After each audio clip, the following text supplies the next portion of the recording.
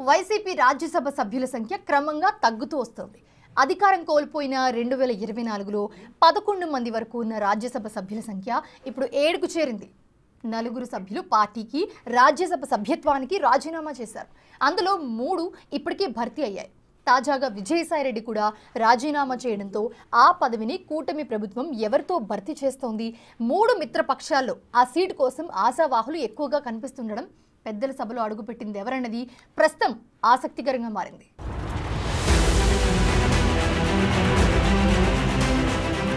రాజ్యసభలో వైసీపీ బలం క్రమక్రమంగా తగ్గిపోతోంది. తొలి విడతలో 3 రాజ్యసభ సభ్యులు జగన్ కు గుడ్ బై చెప్పడంతో పాటు ఎంపీ పదవికి రాజీనామా చేసి బయటకొచ్చారు.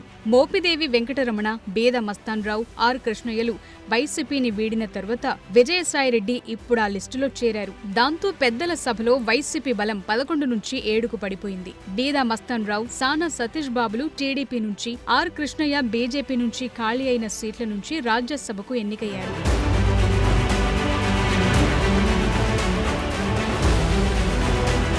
ఆంధ్రప్రదేశ్ అసెంబ్లీలో వైసీపీ బలం 11 స్థానాలకే పరిమితమవడంతో రాజ్యసభ పదవి ఖాళీ అయితే అది కూటమి పార్టీల ఖాతాల్లో పడుతుంది. వైసీపీ రాజ్యసభ సభ్యులుగా ప్రస్తుతం వైవి సుబ్బారెడ్డి, గొల్ల బాబురావు, పిల్లి సుభాష్ చంద్రబోస్, మేడా రఘునాథరెడ్డి, ఎస్ నిరంజన్ రెడ్డి, ఆళ్ల అయోధ్య రామిరెడ్డి, పరిమళ్ నత్వానీలున్నారు. పరిమళ్ నత్వానీ పేరుకు వైసీపీ రాజ్యసభ సభ్యుడే అయినప్పటికీ ఆయన అదానికి అత్యంత సన్నిహితుడు కావడంతో రాజ్యసభలో బీజేపీకి మద్దతుగా నిలుస్తారనటంలో ఎలాంటి సందేహం లేదు. అంటే అనధికారికంగా 6 రాజ్యసభ సభ్యులు మాత్రమే వైసీపీ ప్రకారం రాజ్యసభలో వ్యవహరించే అవకాశం ఉంది.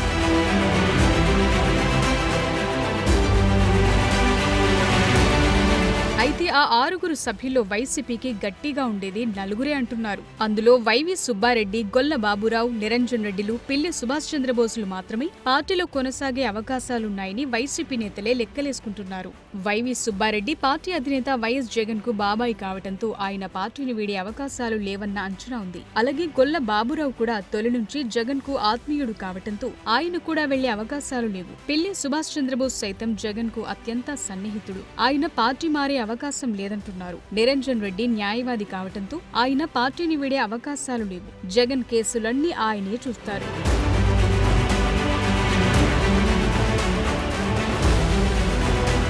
పారిశ్రామికవేత్త అయిన ఆళ్ల అయోధ్య రామిరెడ్డి వ్యాపార అవసరాల కోసం వైసీపీని వీడతారన్న ప్రచారం ఉంది. ఇటీవల విజయసాయిరెడ్డి రాజీనామా చేసిన వెంటనే అయోధ్య రామిరెడ్డి పేరు కూడా ప్రముఖంగా వినిపించింది. కానీ ఆయన దావోస్ పర్యటనలో ఉండడంతో అది ప్రచారమని తేలినా తర్వాత పార్టీని వీడేది ఆయనే అయ్యుండొచ్చన్న అనుమానం కూడా పార్టీ నేతల్లో ఎక్కువగా కనిపిస్తోంది. ఇక మేడా రఘునాథరెడ్డి పదవీకాలం 2030 వరకు ఉంది. ఆయన కూడా పార్టీలో ఉండే అవకాశాలు లేవని వైసీపీలోనే గుసగుసలు వినిపిస్తున్నాయి.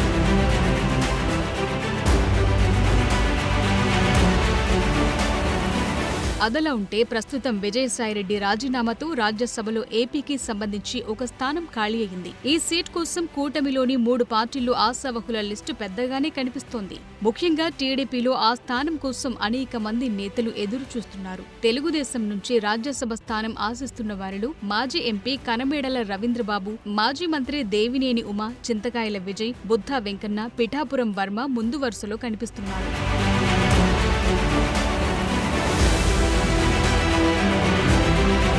గత ఎన్నికల్లో కూటమి పొత్తుల్లో భాగంగా టీడీపీ నేతలు కొందరు సీటు త్యాగం చేయాల్సి వచ్చింది. అయినా వారంతా కూటమి విజయానికి కృషి చేశారు. దేవినేని ఉమ మైలవరం సీటు వదులుకున్నారు. మైలవరంలో వైసీపీ నుంచి వచ్చిన వసంత కృష్ణ ప్రసాద్ కోసం ఆయన సీటు త్యాగం చేశారు. పిఠాపురం మాజీ ఎమ్మెల్యే వర్మ జనసేనాని పవన్ కళ్యాణ్ కోసం పోటీ నుంచి తప్పుకున్నారు. ఇక స్పీకర్ చింతకాయల అయ్యన్న పాత్రుడు కుమారుడు చింతకాయల విజయ్ కూడా టికెట్ ఆశించి భంగపడ్డారు. తన స్థానంలో కుమారుడికి టికెట్ కోసం అయ్యన్న ప్రయత్నించినప్పటికీ సీనియారిటీ లెక్కలు కలిసి రాలేదు.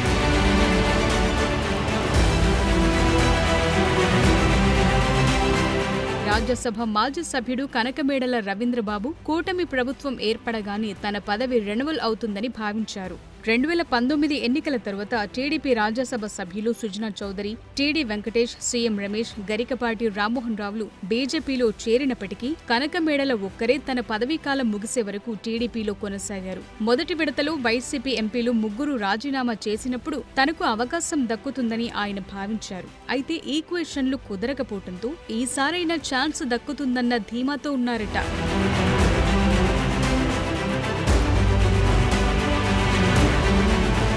బీజేపీ నుంచి సైతం ఒకరికి ముగ్గురు పెద్దల సభలో అడుగు పెట్టాలని ఉవ్విళ్లూరుతున్నారట. ప్రధానంగా మాజీ ఎమ్మెల్సీ సోము వీర్రాజు, రాజ్యసభ మాజీ సభ్యుడు జీవీఎల్ నరసింహారావు, మాజీ ముఖ్యమంత్రి నల్లారి కిరణ్ కుమార్ రెడ్డిలు ఆ సీట్ ఆశిస్తున్నారట.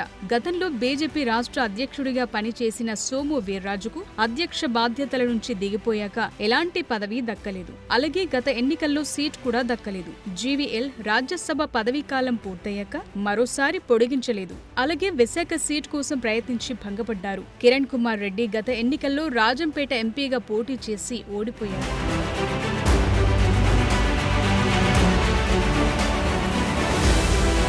అటు జనసేన నుంచి కూడా మాజీ మంత్రి బాలినేని శ్రీనివాసరెడ్డి రాజ్యసభ సీట్ ఆశిస్తున్నారు. బాలినేని వైసీపీ నుంచి జనసేనలో చేరినప్పుడు ఆయన్ని ఎమ్మెల్సీని చేసి మంత్రి పదవి ఇస్తారన్న ప్రచారం కూడా జరిగింది.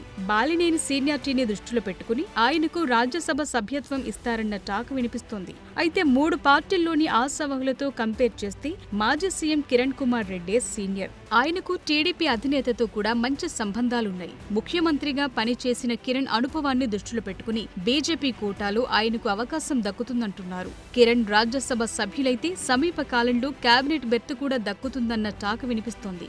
ఆ లెక్కలతో కిరణ్ అభ్యర్థిత్వంపై 3 పార్టీల్లో అభ్యంతరాలు ఉండవన్న అభిప్రాయం వ్యక్తమవుతోంది.